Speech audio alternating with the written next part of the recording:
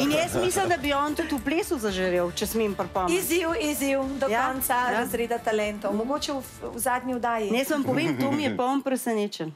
Tomi, te bomo že zrihtali. Res, Tomi. Alenka, ne bom zdaj le povedala, kakšno izkušnjo imam s tabo, pevsko mislim. No pa izvoli, zdaj smo pa začeli. Recimo, Tomi je z mano zapel v tem času, ko smo v razredu talentov Zvončke in trobentice.